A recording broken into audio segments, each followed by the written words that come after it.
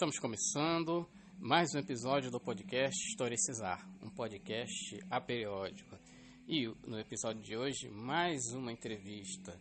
Nós vamos entrevistar a Carlos Lopes, que é jornalista, ilustrador, produtor, radialista e guitarrista e fundador da banda carioca Dorsal Atlântica. Primeiro, prazer estar com você, Carlos. Primeiramente, agradecer você ter aceito o nosso convite. Muito obrigado, Anderson. Eu estou aqui para servir. Carlos, vamos começar. Tanta coisa que podemos abordar nessa conversa. Primeiro que, começo da Dorsal Atlântica em 1981. E essa entrevista está sendo concebida numa atmosfera muito distante, uma atmosfera cultural e subjetiva muito diferente de 1980. Estamos em 2022, vou abordar algumas questões sobre essa passagem. Então, falar do primeiro momento da Dorsal Atlântica, 1981, dessa travessia, que já vai a 41 anos, Então, a singularidade da trajetória da Dorsal, como uma das bandas que vai dar um pontapé inicial no metal nacional, na época de Azul Limão, de Vulcano, de Stress. Então, é impossível não falar de Dorsal Atlântica nos anos 80, sem falar, por exemplo, de Circo Voador, que era uma casa assim, muito plural, Ao mesmo tempo em que tocava os punks, lançando o LP Sub, tocava Beto Guedes ou Egberto Smonte, e no domingo a Orquestra Tabajara, falar de Rádio Fluminense, falar dos shows emblemáticos e lendários que são lembrados até hoje, como no Maracanãzinho, com o Venom em 86, falar de 87, da afirmação do metal para muitos estudiosos do tema, afirmação do metal no Brasil, as bandas de Belo Horizonte, Selo Cogumelo, os fabulosos discos do Sepultura, Então, Carlos, para começar, gostaria que você falasse um pouco desse primeiro momento da travessia do Dorsal Atlântica dos anos 80, que é o momento em que a banda do Ultimato, do disco Split, do fabuloso, emblemático Antes do Fim, Dividir e Conquistar, e o do disco que está aqui ao fundo, já em inglês, Searching for the Light. Então, fique à vontade, Carlos. Obrigado, você deu um bom adendo, hein? Um bom resumo, esse assim. Mas, como tudo, por exemplo, imagine que você vai ler uma biografia, sei lá, dos Beatles, do Black Sabbath, de qualquer pessoa. Você não viveu aquele contexto histórico. Então você vê uma reinterpretação em forma de texto de fatos que ocorreram longe de você no tempo e espaço. Quando eu tenho que falar sobre o passado, sobre os anos 80, eu não posso falar só sobre música. E a maioria dos artistas não tem obrigação de ter um conhecimento histórico ou sociológico, que por acaso eu me formei em jornalismo. Então sempre tive interesse por sociologia, história, filosofia, política.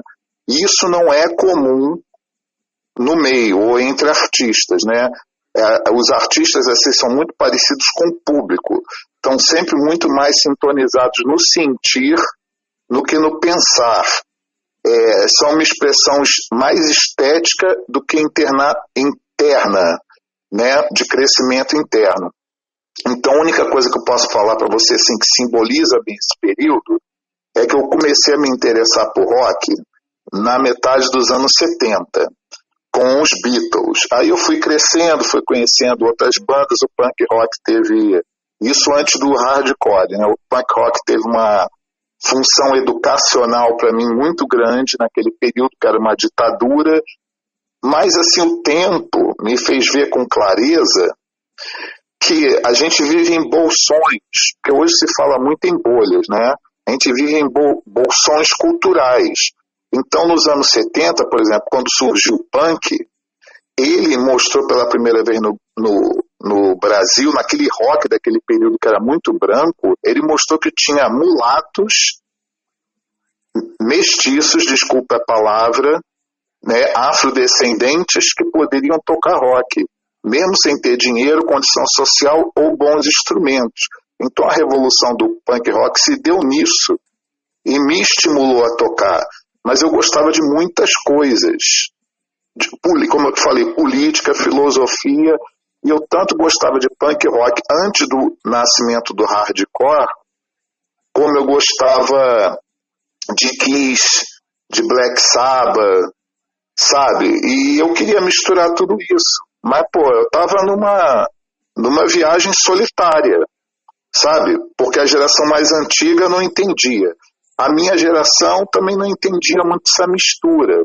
Então, é uma coisa que você vai construindo, é o construto, você vai fazendo, mas é sempre isso que eu te falar, o meio ambiente, ele é o mesmo para todo mundo.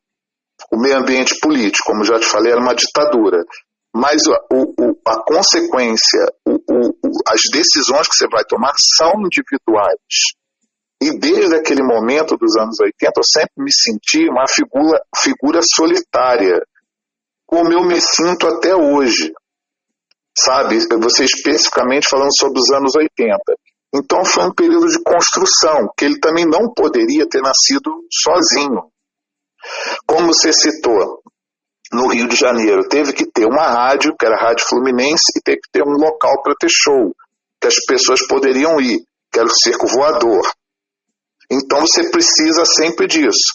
Um ambiente físico, né, que naquele momento agregava, porque ainda tinha muito uma filosofia do hipismo de agregar, mas quando eu decidi enveredar pela criação do metal, era um papel em branco. Não tinha praticamente banda no Brasil, não tinha cena. No Rio de Janeiro não tinha público em 1981, ninguém gostava disso. Então os públicos eles foram se arregimentando em torno de algumas bandas daquele período, que eu poderia te dizer no máximo 4. Para você ver, em 1981, você poderia dizer que tinham 4 bandas que tinham projeção no Brasil. E como é que a gente se comunicava? Através de fanzine, de xerox, de carta. Era assim que se fazia pré-internet. Então, mesmo com toda a dificuldade, cada um ia construindo a sua própria história, sabe? E aí o que aconteceu? Quando a ditadura foi chegando ao final, com um grande acordão entre militares e o governo civil, né? Tanto que os militares não foram punidos até hoje pelas torturas, porque o Estado estava intimamente envolvido com tortura e desaparecimento de pessoas, que é uma coisa que não termina até hoje, que em toda delegacia no Brasil, negro vai apanhar e vai morrer. Quer dizer, é porque naquela época da ditadura quem apanhava era a classe média branca. Então a diferença é apenas essa, porque tortura continua dentro da delegacia. Então eu estou te falando assim, te dando essa análise. Aí foram esses fanzines foram se profissionalizando para virar revistas. Então quem primeiro agregou esses novos adeptos de um novo estilo de música foi a Rock Brigade em São Paulo. Que foi o fanzine, né? Exatamente. Eu fui o assinante 006007 da Rock Brigade. Para você ver como é que era engraçado. Aí depois, numa reformulação de sacanagem, acho que me deram 024. Aí eu passei a falar com eles desde aquela época. Falei, vocês são uns filha da puta. Tá vindo de me sacanear. Mas tudo bem. Então, o que eu quero te dizer é que isso vai, uma coisa que vai se construindo. 81 não tinha nada, mas aí aquela coisa, vai a Rock Brigade, vai o Circo Voador, vai umas rádios em São Paulo, e aí a Rádio do Rio. Então aquilo vai, e foi simplesmente a base, Rio de São Paulo começou, e foi expandindo, né? Aí começou a ter as revistas nas bancas, porque com o Rock in Rio em 85, a mídia descobriu que existia aquele movimento, tanto que o Rock in Rio foi muito sagaz e rápido em sacar isso e fazer uma noite de metal que até hoje não acabou. Só que as minhas críticas o que o festival faz, o que a publicização, a comercialização, a infantilização do movimento, isso não se dá apenas por causa da mídia. Entendeu? Se dá também por causa das pessoas. Eu posso fazer um paralelo, assim, eu não estou fugindo muito da tua pergunta dos anos 80. É porque falar sobre os anos 80, cara, é falar de uma época tão distante que ela não tem referência nenhuma com o Brasil de hoje, a não ser em uns pontos. Eu vou te dar um exemplo. Hoje se fala muito em fake news. Como as fake news, você tem vários documentários, várias provas testemunhais, se descobriu a participação do dono e dos acionistas do Facebook em relação a interferir em eleições mundiais. Isso também interfere em gostos. Isso é importante se citar. Tem vários livros sobre esse assunto. Sobre como a CIA, por exemplo, porque quando a gente toca nesse termo CIA, tem muita gente, os negacionistas, né? Eles sempre acreditam que isso tudo é invenção, que isso nunca existiu. Mas é uma coisa muito interessante. Por exemplo, anteontem, eu estava lendo, e isso tem a ver com os anos 80 e anos 70, que duas das bandas mais importantes daquele período punk rock new wave, o The Police e o The Clash, o Joe Strummer do Clash, ele tinha um irmão do National Front, que era da extrema-direita inglesa. E o pai deles era espião inglês. E, curiosamente, o Stuart Copeland, baterista do Police, o pai dele era espião também da CIA.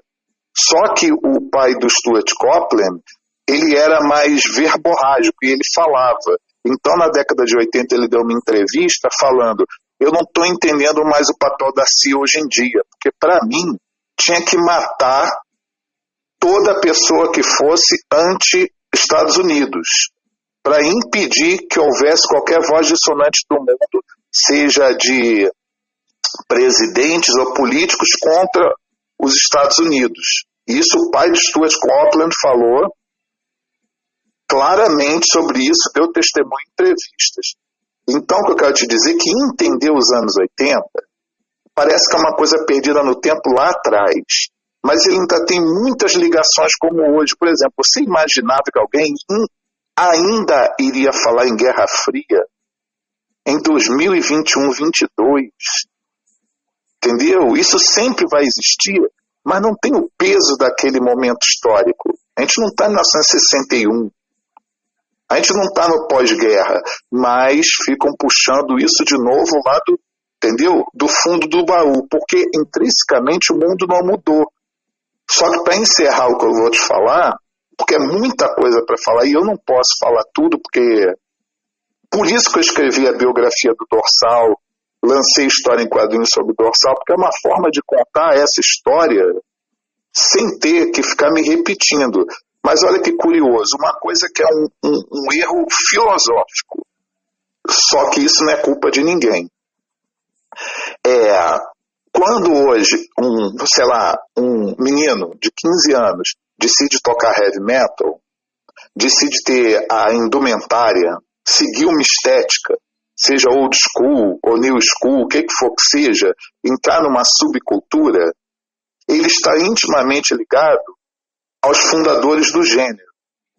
Mesmo que ele não entende, mesmo que ele não goste, ele está de alguma forma ligado àquele período, os famosos anos 80, né? Os timbres, a forma de falar e tal. O que acontece? Não há erro maior uma pessoa acreditar que hoje ela está ligada àquela época. Não há erro maior, porque isso é a mesma coisa que você... Qual é teu time, por exemplo, se você tiver time de futebol? Desculpa te perguntar. Olha, inclusive eu ia falar sobre isso, eu vou falar sobre isso, porque é uma questão especial aqui para essa entrevista. Eu não vou falar agora não, Carlos. Eu vou deixar... Tá, então vou chutar que você é flamenguista. Vou te dar um exemplo. Não há erro maior do que você ser flamenguista hoje e você achar que tu tem alguma coisa a ver com o Flamengo das décadas anteriores. É isso.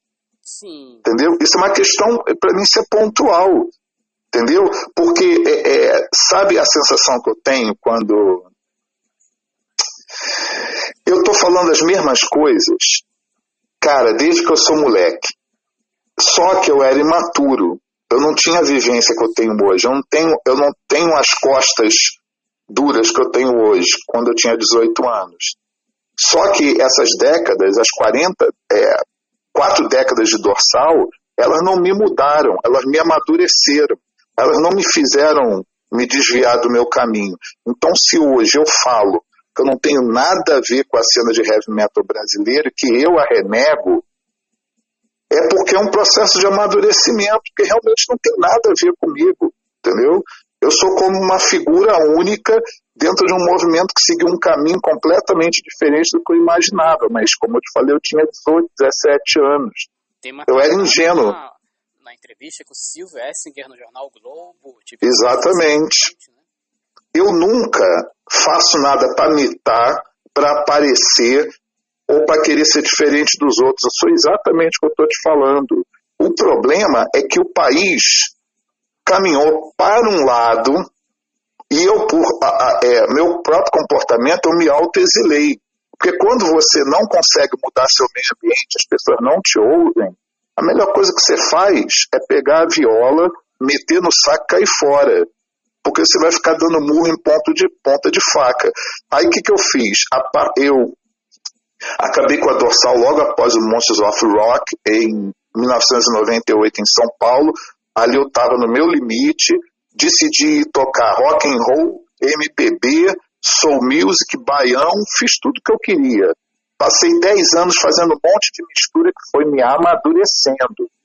E sem apoio nenhum, né? Porque não tinha gravadora, não tinha revista para divulgar. Então fui tendo uma carreira cada vez mais underground. Uma escolha minha. Óbvio, eu poderia ter calado a boca, ficar na minha e ficar levando a coisa adiante, igual todo mundo faz. Casamento acabado que tu leva adiante. Mas eu fiz o que eu senti que meu coração determinava. Segui esse caminho, estava na minha quieto. Aí em 2012, era tanto pedido para dorsal voltar, era tanto pedido, que eu pensei muito sobre isso. E tem a velha história do Maranhão, né? Do Moa, que na verdade quem me fez voltar foi o Moa. Eu recebi um convite para fechar a última noite do festival, tendo como abertura o Anthrax e o Exodus. Só que eu não receberia cachê. E isso para mim é um absurdo, porque você tem uma equipe, você tem que montar uma equipe de luz, de som, hold, ensaio. Então eu declinei, falei, eu não vou fazer isso. Só que esse pedido para fechar um festival, uma banda que tinha acabado uma década antes ou mais, me fez ver que era o momento de voltar, mas eu não queria tocar. Então eu optei pelo financiamento coletivo 2012, e faz 10 anos que eu faço campanha e todas dão certo. Então agora eu decidi voltar fisicamente, e graças a quê? A uma demanda das pessoas. Eu não me impus. É isso que eu estou te falando, o que eu aprendi com os anos 80. Entendeu? Eu não me impus. Teve que vir uma demanda das pessoas para poder fazer isso acontecer. É um processo democrático e sem interferência do quê? De selo, de agente, de gravadora, de imprensa. Entendeu? O que é fantástico. Só que é óbvio que esse caminho é um caminho muito particular, que me liga àquele mesmo teimoso dos anos 80 que insistiu em querer fazer uma cena de rock pesado no Brasil com outros mártires, né? Sim. Carlos, vamos lá. Tanta coisa a abordar. É muita coisa para falar. Na verdade é difícil. Que você traz, mas vamos lá. Eu começo a trafegar pela cena underground marginal, bem no comecinho dos anos 90, e o que me chamou muito a atenção, né, eu acho que é um encontro do processo afetivo e subjetivo também, me chamou muito a atenção a existência de uma cena em que as bandas produziam seus próprios discos, seus próprios selos, produziam os seus fanzines, produziam seus próprios shows, produziam um circuito de movimentação cultural independente. E isso me chamou muito a atenção, a coisa do faça você mesmo. E duas bandas me chamaram muita atenção. Eu ouvia muita coisa no começo da adolescência, via muita coisa, mas duas que me chamaram a atenção, que me influenciaram decisivamente no meu processo identitário, o Cólera, e o Dorsal Atlântica. O Cólera, em 86, lançando Pela Paz em Todo Mundo, e o Dorsal lançando antes do fim, coincidência, os dois discos emblemáticos para mim no mesmo ano. E aí nesse começo de caminhada, eu tive a sorte de ver o Dorsal Atlântica ali nas vésperas do show de abertura do Creator, junto com Corsos também, na antiga quadra da Estácio, que era próximo da Vila Mimosa, acho que não existe mais. O Dorsal Atlântica fez o fechamento lá do festival na praia, na Ipanema. Em 96, voltei a assistir Dorsal já em Natal, no Clube Assen. Também não lembro qual foi a banda de abertura, se por aqui sou o Terrozone. E aí o seguinte, agora o processo identitário do Dorsal Atlântica, que naquele momento se destacava por duas questões, metal, ou thrash metal, ou crossover, o que alguns chamam disso, daquilo, em português, com a clara influência de hardcore, só que com letras com conotação política, letras contestatórias, o que os diferenciava de quase todas as outras bandas que falavam na lança, na espada, no demônio, na coisa satanista. Lembro de uma passagem, eu acho que foi no livro Guerrilha que eu li, bom, não sei se o Tom Leão no antigo Rio Fanzine, uma passagem lá de divulgação do show se referiu a vocês como haverá o show dos punks cabeludos do Dorsal Atlântica. Então, você, seu irmão Cláudio Lopes e o Rabicó, um chamou ele de Rabicó, outro chamou de Rabicó, Rabicó, e aqui no encarte do disco que está tocando, Searching for the Light, e aqui vendo um detalhe, os detalhes do personagem, a única condição que nos difere dos animais é a mediocridade. E aí eu vejo aqui, no final aqui dos agradecimentos, você colocou, Botafogo campeão invicto, 1990. Aí você perguntou sobre o time, eu vou falar, certo? Eu vi no YouTube, mini documentário sobre pandemia, e logo de cara todos estão sabendo que a banda é constituída por 3 botafoguenses. Então, Carlos, vou lhe dizer uma coisa, Mazolinha, Quartinha, Nilton Santos e Garrincha, nesse momento eles devem estar batendo cabeça onde eles estão, sabendo que tem uma banda de thrash metal que os integrantes são botafoguenses. E aí o disco foi lançado ali entre 88 e 89 e eu ficava pensando, ele deve estar se referindo ao título de 89 com o Maurício ou o seguinte, 1990, que ambos foi o bicampeonato, invicto, Então, assim, você está falando também com um botafoguense, viu? E aí, outra coisa, que você sempre menciona nas entrevistas sobre a sua formação na Dorsal, a sua influência do punk, do hardcore no Brasil, Ratos de Porão, Cólera, eu sempre faz menção.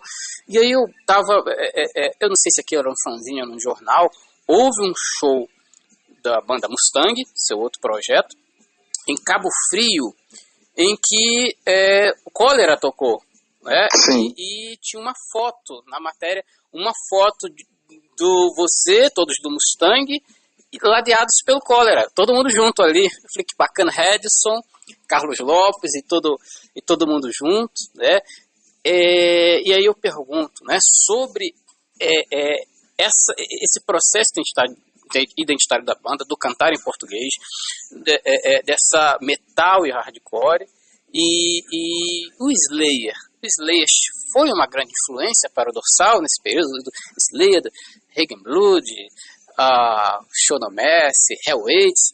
O Slayer foi uma grande influência para o Dorsal?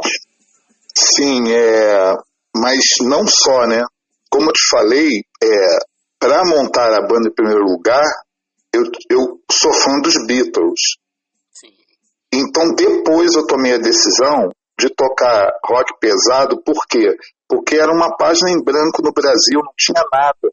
Você tinha uma geração anterior, que era o Peso, o Made in Brasil, você pode até botar o Joelho de Porco. Você tinha uma geração anterior que não era necessariamente a linguagem que eu queria. Eu queria uma linguagem nova. Entendeu? Era comum esse estranhamento de geração, isso era hiper comum. Entendeu? Assim, eu tenho várias histórias que eu descrevi algumas na biografia, no Guerrilha, de como a geração anterior à nossa estranhava, entendeu? Achava que a gente não ia chegar a lugar nenhum, não ia fazer nada, não levava fé, achava que a gente tocava mal. Mas é uma questão estética, porque o meu tocar não era o tocar do cara, entendeu? Isso era uma ruptura. Você pegava alguns elementos da geração anterior, da outra geração, e mudava. Por exemplo, eu não tenho influência nenhuma de letra de metal.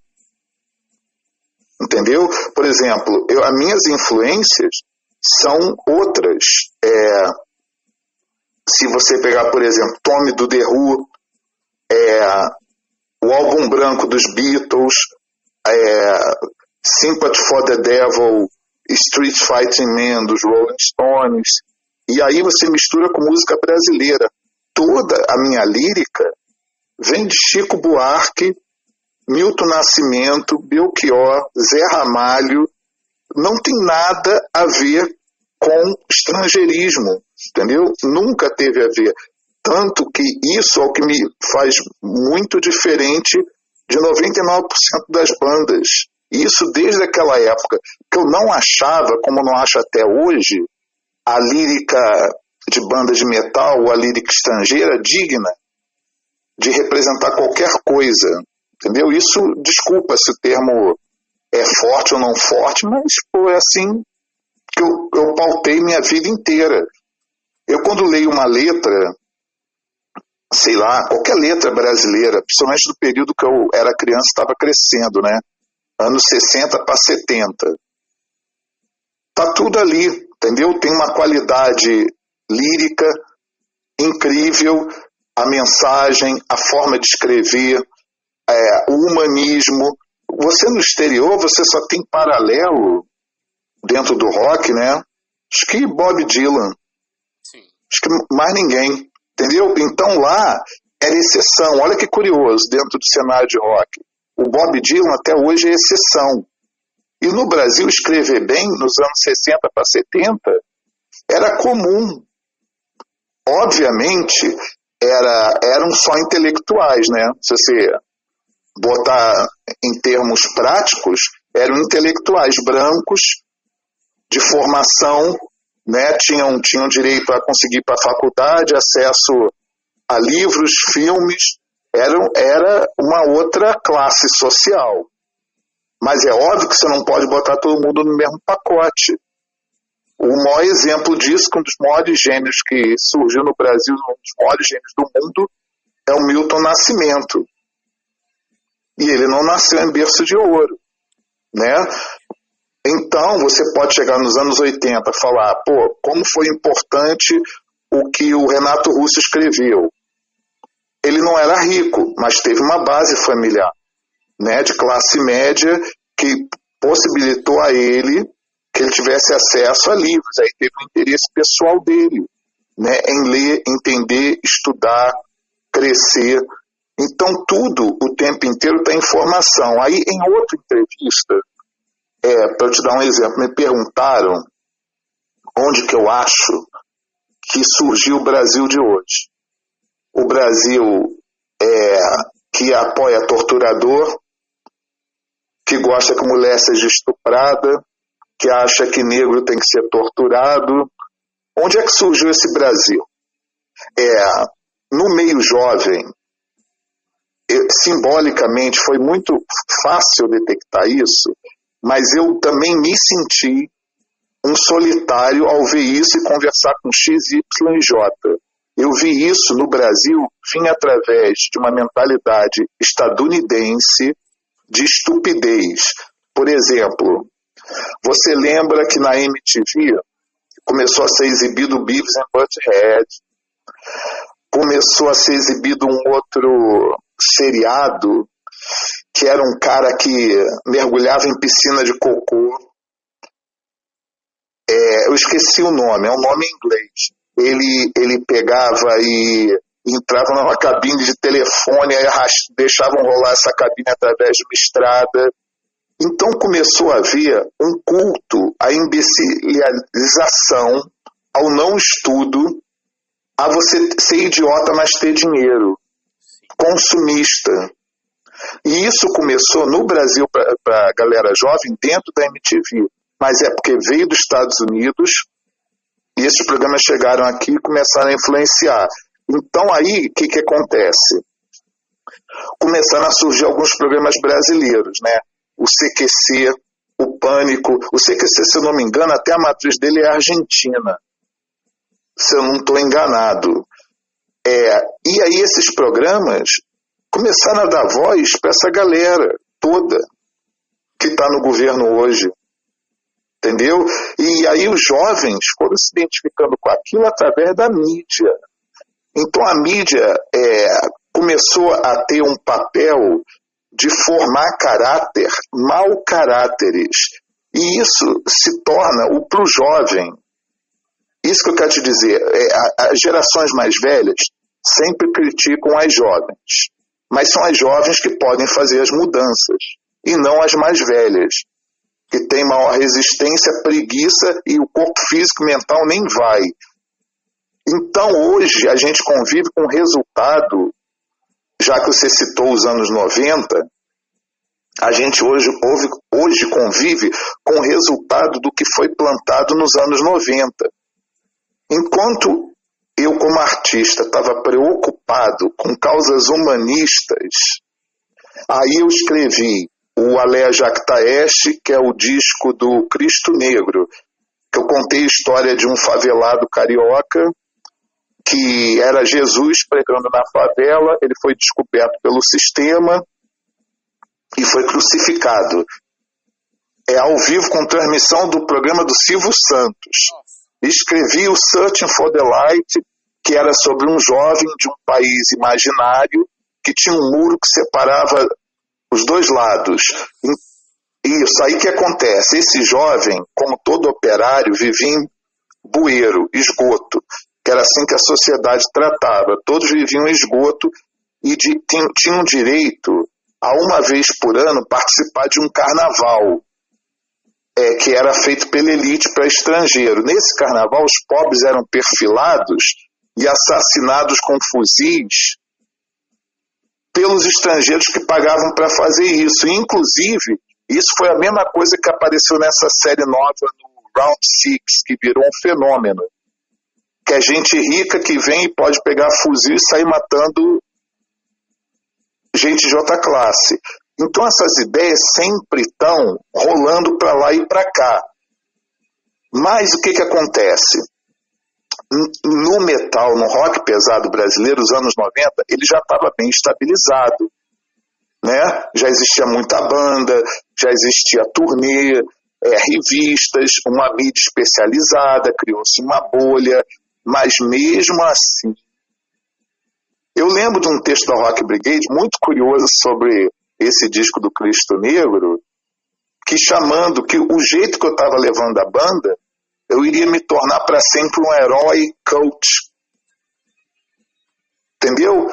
Ao mesmo tempo que elogiava, ao mesmo tempo criticava as minhas decisões filosóficas, estéticas e artísticas. Porque dizia, por que você está insistindo com isso? Você só vai perder. E realmente, Anderson, realmente, se você falar em termos de carreira, eu só perdi. Porque eu sou o famoso dar tiro no pé. Eu não estou nessa para crescer.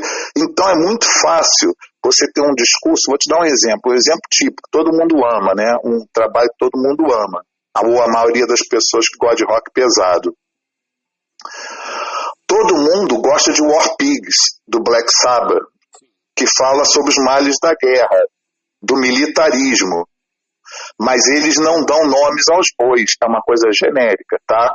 O genérico, ele se dá muito bem. Injustice for All, do Metallica. É genérico, sabe? Falando que todo mundo sofre injustiça, que a lei é cega. Isso é genérico. E aí, outro dia, você deve ver o caso recente do Neil Young com o Spotify. O Neil Young foi e falou, gente, eu não posso viver no mesmo ambiente, eu não posso botar minhas músicas numa plataforma que compra o material do Joe Rogan. O que acontece? Eu não conheci o cara. Eu falei, pô, mas a empresa preferiu esse cara a manter o catálogo do Neil Young. Deixa eu ver quem esse cara é. Quando eu fui pesquisar na rede, eu tinha visto sim uma entrevista com ele, que ele entrevistava o James Hetfield do Metallica. E eu me lembrei que nessa entrevista ele ficava com um papo de liberal norte-americano, que é o mesmo papo que acontece com os anti-vacina, que acontece com todo mundo desse governo atual que prega que cada indivíduo tem que ter uma arma. O discurso liberal norte-americano é o do egoísmo extremo. E ele é assim. Aí eu vi o James Hetfield falar exatamente isso para esse Joe Rogan, que ele saiu de São Francisco, que ele não aguentava mais aqueles identitários. Ele foi para o interior, onde ele tem a terra dele, que ele pode matar os bichos que quiser para comer e derrubar a árvore que quiser, porque ele acredita na cultura norte-americana daquele homem que foi para o oeste. E que ele pode fazer tudo por conta própria. Só que ele está falando esse papo, mas ele é rico. Entendeu? Então, você vai ter na cultura norte-americana, isso daí é muito enraizado. Eu tenho minha terra dentro de onde eu vivo, a lei que manda sou eu. O Estado não pode interferir em nada meu. Se eu quiser, eu não pago nem imposto. E eu tenho uma arma para defender meu ponto de vista. Tipo monarca, eu posso ser nazista. E eu estou sendo perseguido por defender o nazismo. Eu não sabia nem quem era monarca. Eu, para te falar a verdade, essa galera, para mim, eu não quero saber. Eu nunca entro em página de direitista para encher o saco. Mas você deve imaginar que entram na minha para me ameaçar, me xingar, me ofender. Teve uma coisa recente, eu publiquei a foto do meu filho tomando vacina. Meu filho tem 9 anos. Você acredita que um cara botou lá, não adianta tu vacinar seu filho porque ele vai morrer do mesmo jeito. Só esquerdista acredita em vacina e viva Bolsonaro. Bom, entendeu? Vamos chegar aí nessa grande questão que nos inquieta na contemporaneidade, Carlos, que eu vou querer que você fale, né, que você tem um discurso bem consistente sobre esse lugar na rede social. Anos 90 me chamou muito a atenção, por uma época que assim, eu estava numa fase muito introspectiva e tal, muito inquietado com o que estava acontecendo, e aí eu lembro que eu liguei a televisão um dia de semana à tarde no canal TV Cultura, e Sem Censura, com Lúcia Leme, e lá estava Carlos Lopes para divulgar o lançamento. Agora eu não vou lembrar qual era o trabalho, eu não acho que era o Stray de 96, eu acho que essa sua ida ao Sem Censura deve ter sido 94, você me confirma aí, né? Eu nem vou lembrar. Eu sei que eu fui, mas eu não lembro. Eu lembro dos membros que estavam na banca, eu não me recordo se o saudoso Albino Pinheiro estava, né? Estava. que assim, você conseguiu fazer um bom diálogo com aquelas pessoas que nada sabiam de thrash metal, de heavy metal ou de música pesada, e você conseguiu apresentar, contextualizar de uma forma que eles entendessem, meio que assim, ó, não é a nossa, mas eu estou entendendo o que ele está querendo dizer. E você encerra a sua fala dizendo assim, a Lúcia me pergunta, onde encontrar o trabalho de vocês? Em lojas especializadas. Eu achei aquilo o máximo. E aí houve 96, vocês foram gravar na Inglaterra, lembro dessa passagem num Fúria Metal, né, com Gastão, né, vocês apresentando.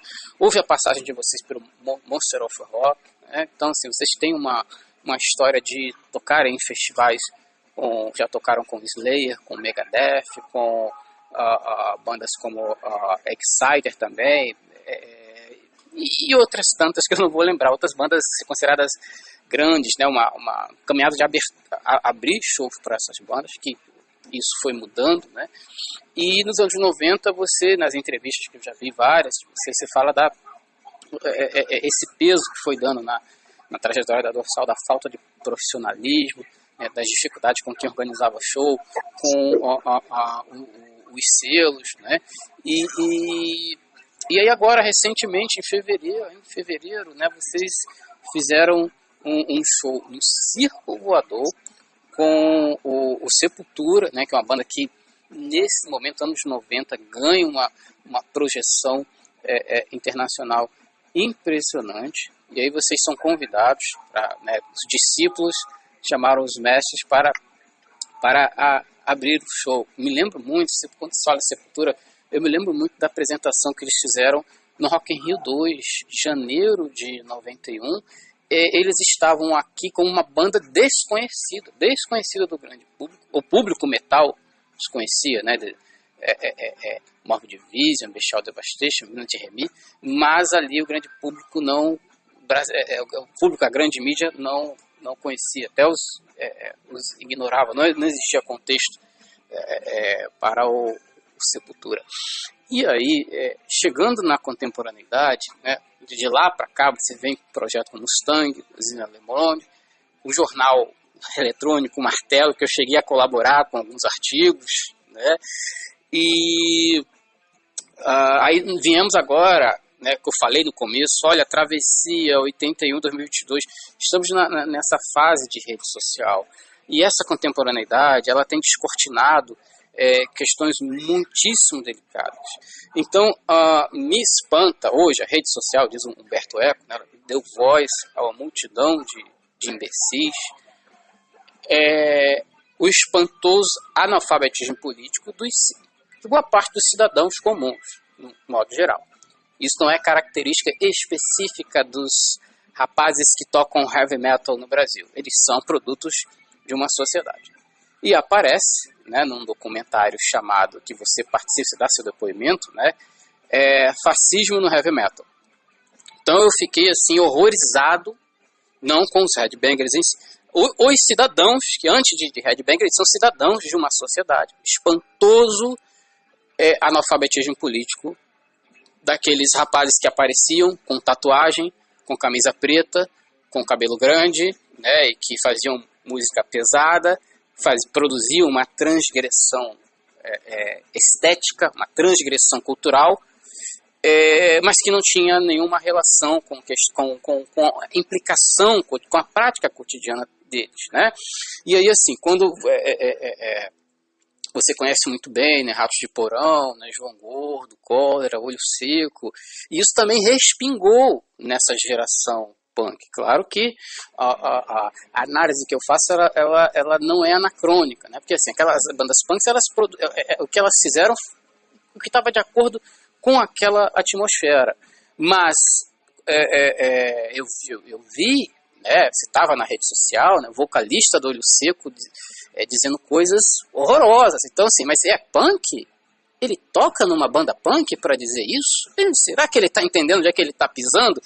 E onde o próprio João Gordo, também, aqui a lá vejo uma live com ele, né, depois de mais de 40 anos de grito suburbano, ele foi dizer que o punk é implicação cotidiana. O punk não é só música, não é só estética. Ele estava reconhecendo isso depois de 40 anos de Ratos de Porão. Então, assim, e a crítica que eu faço, ela não é anacrônica. Eu vou dizer até para o João Gordo assim, que antes tarde do que nunca. Agora que ele está reconhecendo que o punk não é um lugar meramente estético, é um lugar que se compromete uma implicação política, uma prática cotidiana. E aí parece que a banda Garotos Podres também teve um problema de indivíduos identificados com a discursividade neofascista, né? Sim, sim. Vi na rede social, né? Não vou citar nomes porque é coisa de rede social, né? Um sujeito... Mas aí é hora da banda acabar ou trocar os integrantes. É assim que se faz.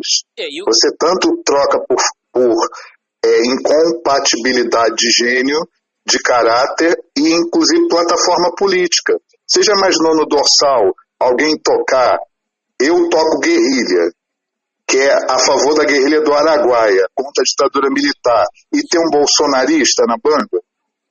Não tem como, é muita hipocrisia, pô. Não pode rolar isso. Mas eu tô querendo dizer que existem sujeitos que não conseguem fazer uma associação. Eu toco nessa banda de hardcore, com essas letras aqui contestatórias, mas eu falo a favor do nazismo. E aí quando alguém vai dizer cobrar liberdade de expressão, né? Vai dizer que é liberdade de expressão. Dizer que isso se sente vitimado. E assim, eu não estou falando nem do Monarca, eu estou falando de alguém que está numa banda punk.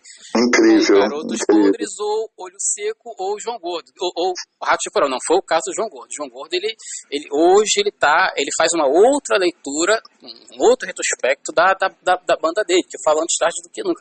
E aí, hoje, me parece assim que bandas como Dorsal Atlântica, né, como outras várias bandas de outros estilos também, que estavam ali produzindo uma arte que estimulava a pensar, né, e além do meramente estético, né, assim, a coerência fazendo parte ali do que a banda se propunha. Porque aí, de repente, alguém que está numa dessas bandas punks ou numa banda de heavy metal, essencialmente é diferente.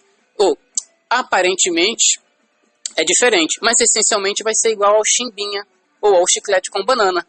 Exatamente. E aí, nessa contemporaneidade, né, vamos ser lá Zygmunt Bauman falando da liquidez, né, outros autores vão falar da pobreza em relação às subjetividades, né, o império do aparentar, né, o império do fake, né, em que a representação da realidade vale mais do que a própria realidade. Então hoje me parece assim que chama muito atenção, quem é considerado exótico é aquele que se aprofunda, aquele que tem um discurso de fazer pensar, um discurso que tenta inquietar o outro, não levar uma ideia pronta, mas fazer o outro a pensar. Então, alguns artistas, né, eles não cabem nessa contemporaneidade. E também não vou ficar aqui idealizando o passado, porque o passado ele tem coisas assim, né, não era um paraíso dos anos 80, esse tempo. Estou dizendo que é um sinal dos tempos, essa questão da produção de subjetividade que vai chegar até a arte. Então,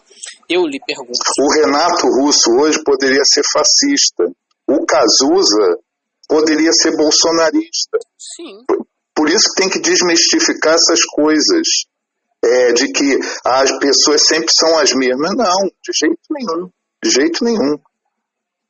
Então, eu lhe pergunto, né, a partir dessa minha observação sobre a contemporaneidade, sem fazer idealização do passado, né? Anos 80 lá com seu devido contexto. E nos anos 80 nem todo mundo era Daniel Azulay, certo? Claro. Todo mundo ali estava ali com as aventuras do tio Maneco. Então, hoje, pela sua trajetória que eu percebi, assim, sua capacidade de se reinventar, sua capacidade de produzir arte em meio ao que vai acontecendo, que a indústria cultural que eu falo, a que cria, né, produtos descartáveis, e você vai conseguindo se diferenciar. O que aconteceu aí depois com Zena Leblonde, com o Mustang, com o site O Martelo.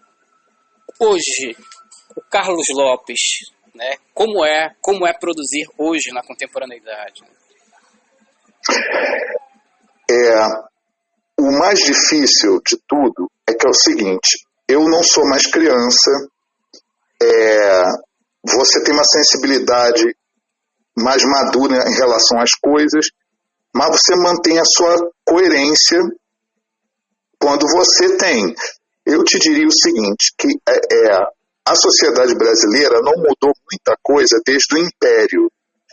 Ela também obedece a ciclos. Por isso que, como eu te falei aquela coisa antes, um flamenguista hoje em dia, ele se acha assemelhado ao flamenguista das décadas anteriores, mas ele está enganado. É igual quando a gente falou do Botafogo. O Botafogo, a primeira vez que foi campeão, você deve lembrar que o presidente era o Emir Pinheiro. Claro. Ele era um dos reis do jogo do bicho no Rio de Janeiro. Mas era quem tinha o dinheiro para botar naquele momento. Então não era uma relação profissional. Era uma relação apaixonada. Ele tinha dinheiro do jogo do bicho que podia estar ligado a tráfico de droga, prostituição, corrupção policial e estava financiando o Botafogo.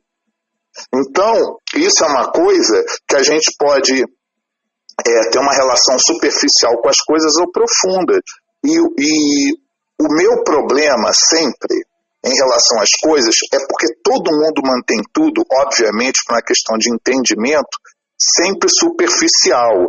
Você sempre tem uns discursos, por exemplo, o punk rock originário, ele continua sendo influente no tipo de letra que se faz no hardcore brasileiro até hoje. Sempre é uma coisa, de certa forma, superficial. Não tem uma profundidade lírica. E nem é para ter. Sabe? Na verdade, não é para ter. Então você tem palavras de ordem, slogans que são repetidos infinitamente.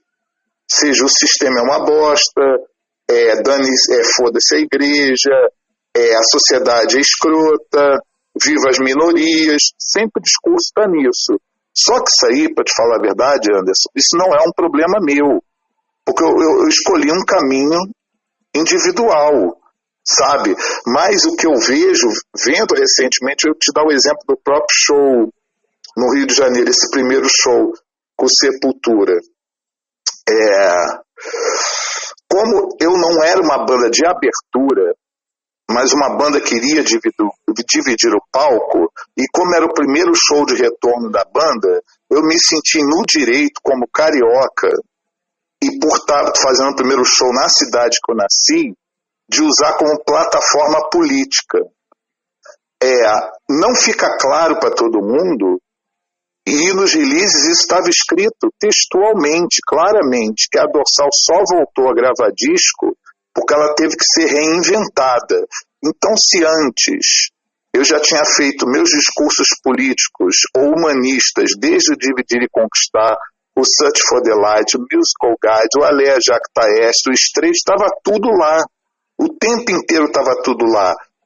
Mas as pessoas não queriam enxergar, não queriam ler ou simplesmente não liam as letras. Sabe? Não liam. Então, quando eu compreendi que estava difícil essa comunicação, eu só poderia voltar, como eu voltei em 2012 com financiamento do público, eu só poderia voltar com um discurso mais claro. E o discurso mais claro, ele é mais radical. Eu me radicalizei porque a sociedade brasileira se radicalizou. A gente vive uma ilusão, por exemplo, do Rio de Janeiro. Você vive uma ilusão de que está tudo bem, quando na verdade a gente já está em guerra civil há décadas. No Brasil se conta mentira. Por exemplo, o governo Bolsonaro, ele está questionando a lisura das eleições. E ele foi eleito. Mas ele só foi eleito através de um golpe de Estado. Porque tudo isso faz muito sentido. A presidenta Dilma foi deposta e hoje é muito fácil para o Barroso, via público, dizer foi um golpe mesmo. É muito fácil para ele fazer isso. 6 anos depois. É muito fácil, inclusive o próprio Bolsonaro, se dizer presidente, quando o general Vilas Boas, no seu famoso Twitter que emparedou o STF, isso foi um depoimento dele dado à Fundação Getúlio Vargas, isso não é delírio, ele falou, eu emparedei o STF. Sabe? Então eu estou te falando que a gente está numa negação coletiva. Esse país vive numa negação coletiva há séculos. E para a nossa geração, principalmente a partir do golpe que veio sendo dado através de 2012, passando pelo que aconteceu no país com os jovens, pelos centavos da passagem, ali naquele movimento, muitos já estavam dizendo: não queremos bandeiras nem partidos. E se você voltar na história, isso foi o que Getúlio Vargas fez na queima das bandeiras dos estados brasileiros para só ter uma bandeira do Brasil. O ovo da serpente, o fascismo, o neonazismo, ele nasceu entre jovens capitalistas, pró-Estados Unidos, eles todos e outros, que adoram o consumismo. Tudo isso estava claro para mim desde o início de 2012, 2013, 2016, 17, 18, 19. Mas ninguém quer ver. Todo mundo achou que a deposição da presidente foi uma coisa legítima, constitucional, e estava na cara que não era, mas eu estava falando sozinho, entendeu? E o que eu fiz? Eu gravei discos com letras claras sobre o assunto. 2012 tem Comissão da Verdade, Jango Goulart, tá tudo lá claro. Aí em seguida eu gravei um Império, que é a comparação do Império, com a queda do Império, com a queda do governo da Dilma. Depois gravei Canudos, que é a comparação entre Canudos, no final do século XIX, com a deposição da presidente Dilma Rousseff. E o mais recente, Pandemia, é sobre o fim da democracia no Brasil junto com o governo Bolsonaro. Só não vê quem não quer. Então o que eu fiz no Circo Voador? Eu discursei pela democracia, pelo presidente Lula, discursei contra o golpe, e o que acontece? Vários bolsonaristas ficaram indignados, mas é porque eles não me conhecem. Eles me queriam numa redoma para divertir os outros, mas eu não sou palhaço para divertir ninguém. Eu só posso voltar com uma plataforma clara, e a minha plataforma não é carreirista, é política. Bom, talvez, é isso. Entendi. Talvez o que eu vinha comentando, né? Ali no Circo Voador, numa atmosfera cultural, né, alternativa. Marielle foi morta do lado do circo durante uma ocupação militar no Rio de Janeiro. Entendeu? Isso não pode ser esquecido. Então, está todo mundo fingindo que nada está acontecendo. O Rony Lessa, que matou a Marielle, era do mesmo condomínio do Bolsonaro. E está tudo isso sendo tapado o tempo inteiro. Esquecido propositadamente. E aí você quer o quê? Que o heavy metal brasileiro ele se mantenha dessa forma que está hoje? Entendeu? Superficial, alienado, é isso. Então o papel da Dorsal não pode ser um papel de diversão, nunca foi. Eu não posso ser um palhaço para agradar os outros. Eu tenho que falar, porém, eu fiz isso no Rio porque o show era nosso do Sepultura, tá certo? Não era um festival de metal. Porque num festival de metal, eu não estou nem aí. Eu estou sendo muito sincero com você, eu não estou nem aí. Porque o meu papel não é primordial falar para um público que vai em festival de metal, não é. Eu não tenho que fazer isso. Eu fiz porque era minha cidade, a Marielle foi morta do lado do circo e o berço do nazismo brasileiro novo é o Rio de Janeiro, as milícias. Então eu fiz o meu papel, dei o meu recado e ponto final. E aí as pessoas vão decidir o que quiserem fazer na eleição. Bom, assim, eu já vinha comentando, né? Circo Voador, show de duas bandas importantes na cena metal, né? Uma atmosfera underground, alternativa, marginal. E aí, de repente, essas pessoas que você citou, elas, esteticamente, elas são diferentes do público de axé music, mas essencialmente eu acho que cai no mesmo lugar, esperando... Um fã da Dorsal não pode ser um fã de direita. Essa pergunta foi feita na comunidade da Dorsal. Isso quer dizer que o metal é de esquerda? Aí os próprios apoiadores responderam, não preciso nem responder. Eles responderam, não, a Dorsal é de esquerda. Cada um faz a música ou a mensagem que tiver e que crê. Pô, o metal pode ser religioso, o metal pode ser alienado, ele pode ser de direita, de esquerda. Ninguém é dono de nada, mas eu sou dono da minha casa. E na minha casa, você não pode entrar para me ofender. Simplesmente é assim. E no palco eu tenho o direito de falar o que eu quiser, porque é a tal da liberdade de expressão, e são os bens que eu acredito, que é o humanismo e o socialismo. E ponto final. E para encerrarmos o bate-papo, eu pergunto a você como foi a decisão de regravar, dar um tratamento à altura ao Antes do Fim, que se chamou Antes do Fim, Depois do Fim, né, em que você toca guitarra e baixo, acompanhado do baterista Américo Mortágua, falecido, né, triste episódio. Como foi a decisão dessa regravação? Na verdade, naquele período, para você ver como tudo tem um contexto histórico, era 2005. Naquele período, a gente queria reaver as fitas originais do Antes do Fim e o selo que detinha o direito sobre as fitas, sem ter direito de tê-las, porque as fitas desde o início seriam minhas. Porém, eu teria que ter uma longa batalha judicial que envolveria muito investimento, grana que eu não tinha. Então, o que aconteceu? A gente regravou o Antes do Fim para abrir esse caminho, porque era uma comemoração pela gravação do disco. E para abrir um caminho para renegociar essas fitas. Então, o que houve? Quem se dizia dono dessas fitas originais resolveu vendê-las para um selo da Galeria do Rock de São Paulo. Esse selo me procurou e fez um acordo de me devolver os direitos da fita desde que o selo tivesse direito de reprensar. Isso ocorreu exatamente, curiosamente, no período que a gente retornou a gravar, que foi 2012. Então, eu pude retomar as fitas em 2012 e aquela gravação de 2005 eu gosto muito. E, na verdade, é uma coisa que muitas pessoas também, muitos fãs da banda não gostam de escutar, mas eu prefiro a versão de 2005 do que a versão original, sabe? Mas a motivação foi essa. Foi regravar para poder recomeçar a pavimentar o terreno para retomar o direito das fitas originais. Sim. Ok, Carlos. Então é o seguinte... Eu só quero dar mais um adendo, só uma coisa rápida. A Dorsal está voltando agora em 2022, não é para voltar para ficar para sempre. Isso é uma coisa que eu também quero deixar muito clara, que é um momento. Isso tem um prazo de validade.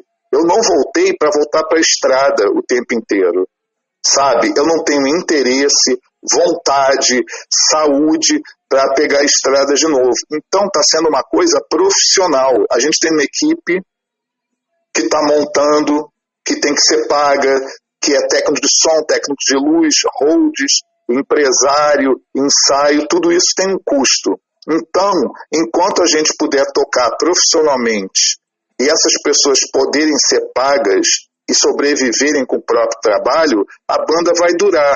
Na hora que essas pessoas não puderem ser pagas, a banda volta para os estaleiros de novo. Intelectualmente, ela talvez sobreviva para sempre. E o que acontece? A Dorsal não é apenas uma banda, eu quero deixar isso claro o tempo inteiro. É um alter ego meu. Então isso também vai continuar através de livros e história em quadrinhos, que é uma paixão antiga que eu tive desde a infância, que eu retomei nos últimos anos, com a revista Tupinambá, que eu retomei com o livro de história em quadrinhos sobre a história da Dorsal Atlântica, e nesse ano de 22, eu vou começar a trabalhar numa biografia sobre condomínios de prédios que eu cresci e morei a vida toda até me mudar para Brasília, que é o condomínio dos jornalistas no Rio. E lá eu vou contar a história em quadrinhos do entorno cultural de todos os prédios e a cidade. E é uma coisa tão forte, tão importante para mim falar sobre isso, que um dos meus vizinhos foi o Rubens Paiva, Sim. político que foi torturado e morto pela ditadura. Outros vizinhos meus que moravam no prédio era o Raul Seixas, que morava na casa da Hildegard Angel, que era filha da Zuzu Angel, que foi torturada e morta pela ditadura. Então, às vezes, tem pessoas... Lucélia, tem um monte de gente. O Raul Riff era morador do prédio. Jaguar? Não, o Jaguar era vizinho. O Jaguar encontrava lá embaixo. Mas o que eu quero te dizer é que o entorno cultural foi muito forte para a minha formação. Entendeu? O meu irmão viveu a vida inteira comigo. A gente cresceu no mesmo quarto. Mas esse entorno só teve efeito sobre mim, não sobre ele. Então, só estou te contando isso, porque isso é uma coisa que eu me coloquei como direção para fazer, que é fazer essa graphic novel contando essa história. Então a Dorsal ela resistirá e vai existir sob diversas formas. O último detalhe. Quem foi meu vizinho e morou a vida toda no prédio? O maior jogador de todos os tempos, junto com Zico, com Garrincha, com Pelé, Nilton Santos. Quanta honra. Enciclopédia do futebol. Isso, e ele estará nos quadrinhos também, óbvio, né? Pô, emocionante saber disso. Mas, enfim, Carlos, a nossa conversa, né, ela foi concebida ao som de dois maravilhosos trabalhos da Dorsal, o Searching for the Light e o Antes do Fim. E queria lhe agradecer, né, por esse momento. Acho que para os ouvintes do podcast Historicizar vai ser muito bacana conhecer a história da Dorsal e conhecer os processos de reinvenção de Carlos Lopes. Então, lhe agradeço por essa entrevista. Muito obrigado, Anderson. Eu te desejo todo sucesso, continue na sua luta consciencial, que isso é uma batalha consciencial. Entendeu? Sempre será assim, porque os negacionistas vão viver a vida inteira tentando reescrever a história. E a história não é de esquerda ou de direita. É história pelo bem da humanidade. É outra coisa. Ok, Carlos. E para aqueles que nos ouvem, um abraço e até o próximo episódio. Como diria o Jamelão, né, numa letra do Tião Motorista, né? Ele dizia: quem samba fica, quem não samba vai embora.